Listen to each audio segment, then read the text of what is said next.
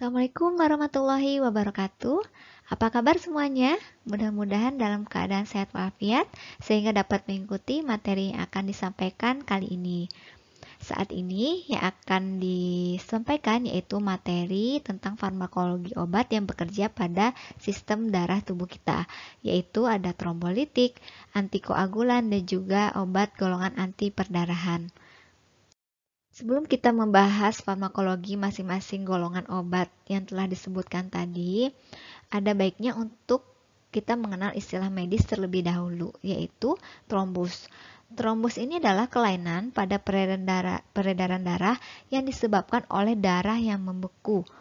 Trombus ini disebabkan karena adanya penumpukan kepingan darah yang membentuk penyumbatan karena adanya faktor koagulasi. Jadi seperti ini ya gambarannya. Ini adalah peredaran darah pada tubuh kita, pembuluh darah. Di sini terdapat penumpukan kepingan-kepingan darah, sehingga kepingan darah yang menumpuk ini dapat menyebabkan penyumbatan di sini. Faktor koagulasi adalah faktor yang menyebabkan penggumpalan darah karena zat yang dimiliki oleh darah itu sendiri. Contohnya fibrinogen. Jadi dalam darah ini ya terdapat faktor koagulasi di mana koagulasi itu merupakan suatu penggumpalan darah. Nah, ini adalah faktor yang menyebabkan penggumpalan darah dalam darah itu sendiri yaitu fibrinogen. Selain faktor keagulan yang terdapat pada darah itu sendiri yang menyebabkan terjadinya penggumpalan di dalam peredaran darah adalah tadi fibrinogen, ada faktor lain dapat menyebabkan timbulnya tromboemboli ini. Di antaranya ada trauma, kebiasaan merokok, pembedahan, imobilisasi, kehamilan, dan juga hormon estrogen. Obat yang dapat menghancurkan trombus yang tadi terbentuk itu disebut dengan trombolitik. Kerjanya yaitu melarutkan trombus yang sudah terbentuk. Digunakan pada saat trombus sudah terbentuk ya. Obat ini bekerja dengan cara berdifusi ke dalam bekuan darah dan mengaktifkan plasminogen yang digunakan untuk menghancurkan gumpalan-gumpalan pada kondisi seperti trombosis vena, emboli paru, trombosis retina, dan juga infak miokard. Jadi penyakit-penyakit ini dapat digunakan golongan obat trombolitik. Ini contoh obatnya yaitu streptokinase, urokinase, dan juga plasminogen aktivator. Obat pertama untuk trombolitik yaitu streptokinase. Pengobatan fase dini emboli paru akut dan infak miokard akut dapat menggunakan obat ini. Memiliki mekanisme kerja yaitu mengaktifasi plasminogen dengan cara tidak langsung, yaitu dengan bergabung terlebih dahulu dengan plasminogen untuk membentuk kompleks aktivator, kemudian mengkatalisis perubahan plasminogen bebas menjadi plasmin. Umumnya, pasien memiliki antibodi terhadap streptokinase akibat terinfeksi oleh streptococcus. Untuk farmakokinetiknya, tes tengah bifasik, fase cepatnya 11 hingga 13 menit, dan fase lambatnya yaitu 23 menit. Yang kedua, obat trombolitik adalah urokinase. Ini kerjanya langsung mengaktifkan plasminogen, ya beda dengan yang tadi streptokinase. Indikasinya yaitu pada emboli paru, tromboemboli vena, dan juga tromboemboli arteri. Untuk jika menggunakan kombinase urokinase dan heparin, ini dapat menyebabkan insiden perdarahan 45%. Sedangkan penggunaan heparin tunggal ini insiden perdarahannya 27%. Kontraindikasi yaitu pada usia lebih dari 50 tahun dan pasien yang memiliki sejarah penyakit kardiopulmonal. Kinetiknya dapat diberikan secara infus intravena. Ini bersihan cepat oleh hati. Untuk ekskresinya yaitu di bagian empedu dan juga urin. Kita bahas mengenai golongan yang berikutnya yaitu antikoagulan. Kalau antikoagulan ini kerjanya mencegah pembekuan darah, menghambat pembentukan atau menghambat fungsi beberapa faktor pembekuan darah. Bedanya apa dengan yang tadi trombolitik ya? Bedanya kalau trombolitik itu penyumbatan darah, pembekuan darahnya itu sudah terbentuk, baru digunakan obatnya, gitu, trombolitik. Ya, kalau antikoagulan ini tujuannya untuk mencegah, jadi pembekuan darah di peredaran darah itu belum terjadi, sehingga diberilah antikoagulan. Itu bedanya. Nah, antikoagulan ini digunakan untuk mencegah terbentuk dan meluasnya trombus dan emboli. Juga mencegah bekunya darah in vitro pada pemeriksaan laboratorium, ya, pada transfusi. Obat untuk antikoagulan yang biasa digunakan yaitu ada heparin dan warfarin. Antikoagulan ada yang oral dan heparin ini dapat menghambat pembentukan fibrin sebagai pencegahan untuk mengurangi insiden tromboemboli, terutama pada bagian vena. Dan obat ini juga bermanfaat untuk pengobatan trombosis arteri karena mempengaruhi pembentukan fibrin yang diperlukan untuk mempertahankan gumpalan trombosit. Antikoagulan dikelompokkan menjadi 3 berdasarkan mekanisme kerjanya. Yang pertama, heparin. Heparin ini adalah antikoagulan yang bekerja secara langsung. Yang kedua, antikoagulan oral. Kerjanya yaitu secara tidak langsung. Di antaranya derivat 4-hidroksikumarin, contohnya dikumoral dan warfarin. Dan juga derivat indan 1,3 dion, contohnya anisindion. Golongan yang ketiga yaitu antikoagulan yang bekerja mengikat ion kalsium, di mana kalsium merupakan salah satu faktor dari pembekuan darah. Mari kita bahas mengenai heparin. Yang pertama, heparin adalah satu-satunya antikoagulan yang diberikan secara parenteral dan pilihan bila diperlukan efek yang cepat, seperti pada kasus emboli paru, trombosis vena dalam, dan juga infak miokard akut. Nah, heparin juga digunakan untuk pencegahan tromboemboli vena selama operasi, untuk mempertahankan sirkulasi ekstrakorporal selama operasi jantung terbuka, dan juga heparin diindikasikan untuk wanita yang memerlukan antikoagulan.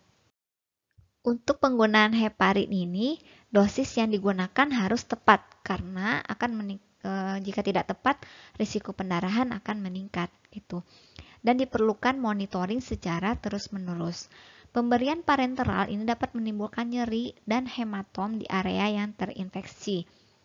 Heparin ini merupakan molekul yang besar sehingga sulit menembus plasenta, dan obat ini tidak masuk ke dalam ASI, jadi tidak mempengaruhi janin yang ada dalam kandungan. Efek samping yang mungkin terjadi karena penggunaan obat ini ada pendarahan, alergi, osteoporosis untuk terapi yang lebih dari 6 bulan, trombositopenia, rambut rontok, dan juga reaksi anafilaktik atau shock. Obat ini dikontraindikasikan pada peminum alkohol karena dapat mengganggu fungsi dari hepar atau hati.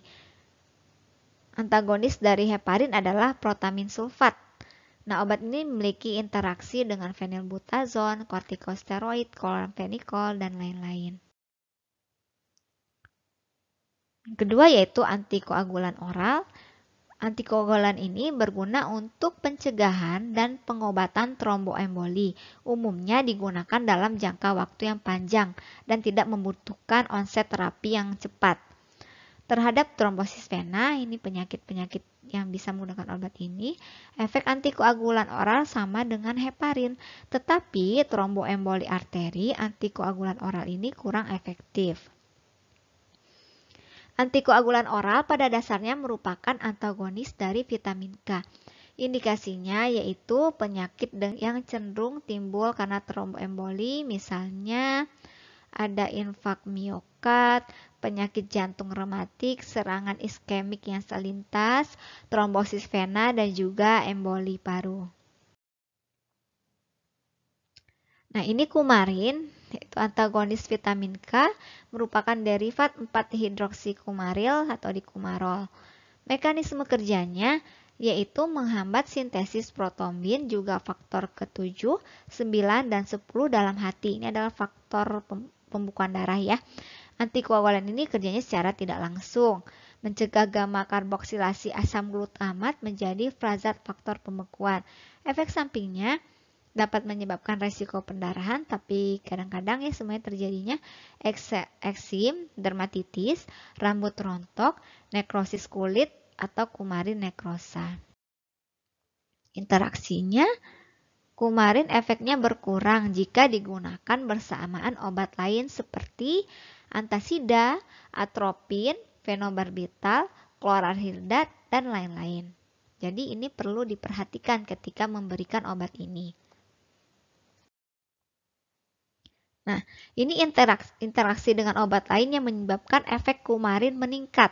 Contohnya, pada penggunaan asam P4 aminosalisilat, anabolika, antibiotik spektrum luas, kinin, kinidin, kolesteramin, clofibrat, dan lain-lain. Ini dapat menyebabkan meningkatnya efek dari kumarin. Kontraindikasi dari kumarin, yang pertama dengan asam asetil salisilat, indometasin, oksifenilbutazon, fenilbutazon, dan sulfinpirazon. Ya. Selanjutnya obat warfarin. Pemberiannya dapat secara intramuskular ataupun intravena. Pasien hipotiroid yang diberikan warfarin bersamaan levotiroksin ini hati-hati karena berefek dapat menyebabkan kelainan pada kardiovaskular pasien. Untuk natrium warfarin ini diberikan secara oral ataupun intravena. Antikoagulan pengikat ion kalsium, contohnya ada natrium sitrat. Ini dalam darah akan mengikat kalsium menjadi kompleks kalium sitrat. Banyak digunakan dalam darah untuk transfusi karena tidak toksik sifatnya. Tetapi dosis terlalu tinggi pada transfusi darah ini sampai 1.400 ml ini dapat menyebabkan depresi pada jantung. Yang kedua ada asam oksalat dan senyawa oksalat lainnya digunakan untuk antikoagulan di luar tubuh yaitu secara in vitro sebab terlalu toksik untuk penggunaan di dalam tubuh atau in vivo. Kemudian ada natrium edetat, ini mengikat kalsium menjadi kompleks dan bersifat sebagai antikoagulan. Untuk mengatasi perdarahan akibat penggunaan antikoagulan digunakan protamin sulfat obatnya. Komplikasi dan efek yang tidak diinginkan pada terapi dengan antikoagulan yaitu komplikasi yang berbahaya akibat terapi dengan antikoagulan, diantaranya ada pendarahan.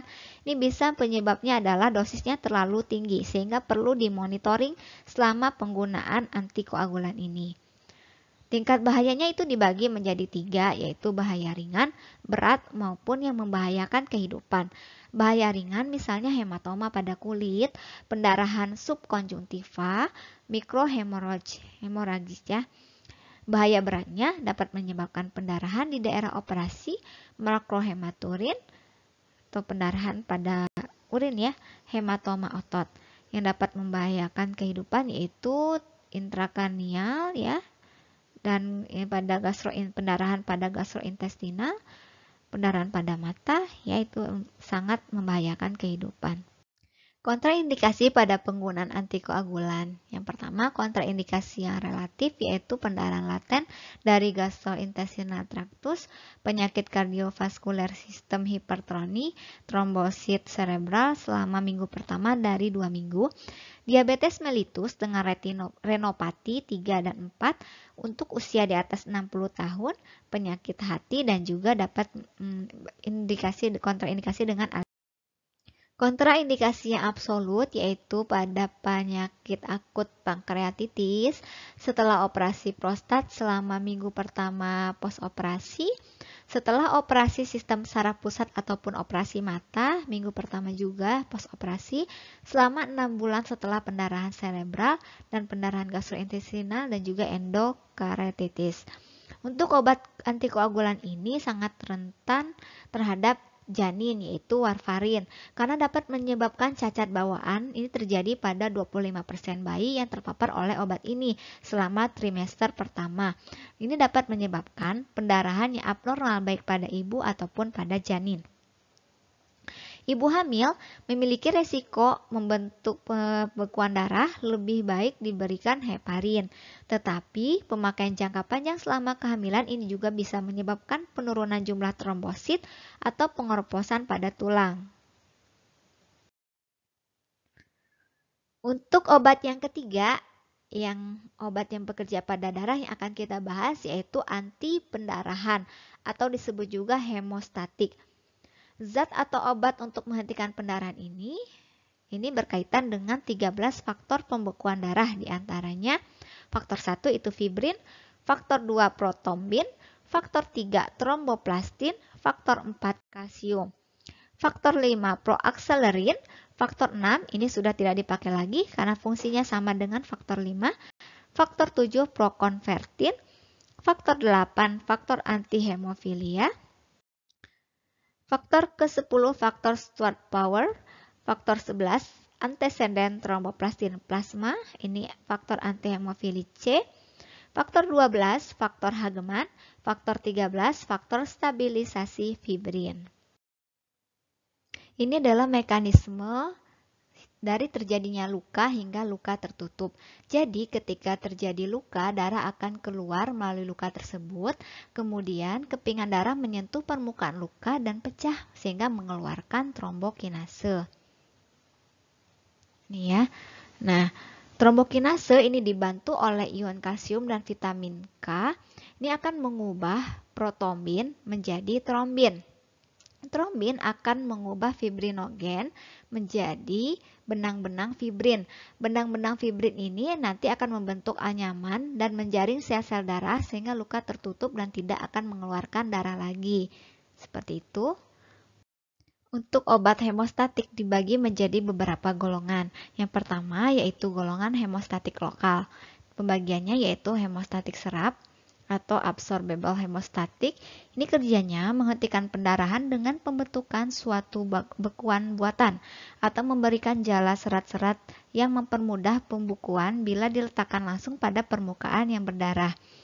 Ini berguna untuk mengatasi pendarahan yang berasal dari pembuluh darah kecil saja. Contohnya ada spongelatin, oxycell, busafibrin, insani, itu yang berasal dari human fibrin foam. Kemudian ada astringen. Ini bekerja lokal dengan mengendapkan protein darah sehingga pendarahan dapat dihentikan. Dinamakan juga stiptik antara lain veriklorida, nitras argentin, asam tenat. Ini untuk menghentikan pendarahan pada kapiler.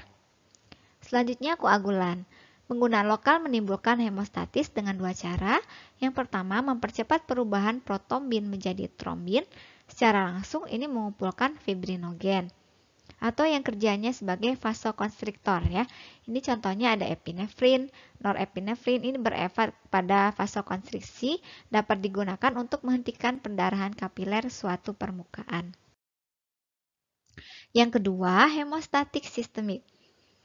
Obat ini memberikan transfusi darah, ini sering dapat menghentikan pendarahan dengan segera. Terjadi karena penderita mendapatkan semua faktor pembekuan darah yang terdapat dalam transfusi. Jadi, yang dimaksud hemostatik sistem itu yaitu dilakukan transfusi darah ya. Di dalam darah itu kan terdapat faktor-faktor darah yang lengkap yang tadi yang ada 13. Sehingga ini lebih cepat gitu untuk menghentikan pendarahan.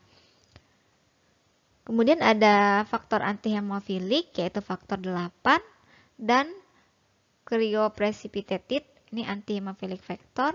Kedua zat ini bermanfaat untuk mencegah atau mengatasi pendarahan pada penderita hemofili A.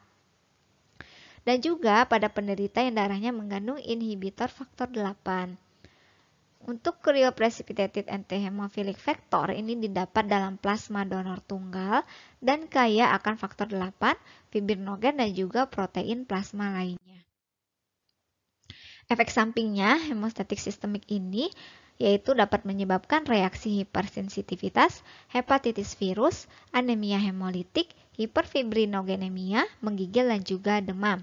Untuk posologinya, kadar faktor antihemofilitik itu 20 hingga 30% dari normal, ini yang diberikan secara IV. Biasanya diperlukan untuk mengatasi pendarahan pada penderita hemofilik. Selanjutnya ada kompleks faktor 9. Sedian ini mengandung faktor 2, 7, 9, dan juga 10. Serat sejumlah kecil protein plasma ini digunakan untuk pengobatan hemofili B atau bila diperlukan faktor-faktor yang terdapat dalam sediaan untuk mencegah pendarahan. Tapi ini jangan diberikan pada penderita yang non-hemofili. Efek samping yang mungkin terjadi yaitu trombosis, demam, menggigil, sakit kepala, flushing, dan reaksi hipersensitivitas berat. Posologinya ini kebutuhan tergantung pada kondisi pasien saat itu dan harus dilakukan pemeriksaan pembekuan sebelum dan selama pengobatan untuk menentukan dosis dari pemberian obat ini. Selanjutnya ada demopresin, merupakan vasopresin sintetik, dapat meningkatkan kadar faktor 8 dan juga VWF untuk sementara. Ini peningkatan kadar faktor pembekuan tersebut paling besar terjadi 1 hingga 2 jam dan menetap sampai dengan 6 jam. Efek samping yang mungkin terjadi yaitu sakit kepala, mual, flushing, sakit dan pembekakan di tempat suntikan. Selanjutnya fibrinogen insani. Sedian ini hanya digunakan jika dapat ditentukan kadar fibrinogen dalam darah penderita dan daya pembekuan yang sebenarnya. Untuk vitamin K ini sebagai hemostatik. Vitamin K ini memerlukan waktu untuk dapat menimbulkan efek sebab vitamin K harus merangsang pembentukan faktor-faktor pembekuan darah terlebih dahulu. Kemudian ada asam aminokarproat. Ini penghambat bersaing dari aktivator plasminogen dan penghambat plasmin. Plasmin berperan menghancurkan fibrinogen, fibrin, dan juga faktor pembekuan darah lainnya.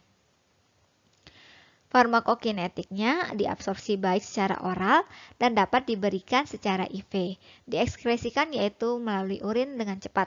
Sebagian besar dalam bentuk asal, kadar puncak lebih kurang 2 jam dan secara dosis tunggal. Indikasinya untuk mengatasi hematuria yang berasal dari kandung kemih, prostat, ataupun uretra.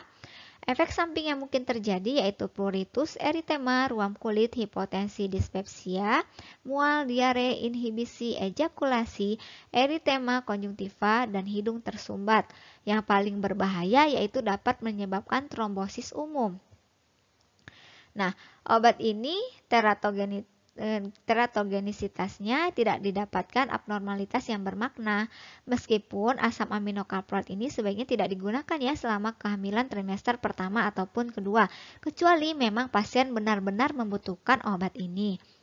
Untuk posologinya, dosis dewasa dimulai 5-6 gram per oral atau infus intravena secara lambat, lalu 1 gram tiap jam atau 6 gram tiap 6 jam bila fungsi ginjalnya normal.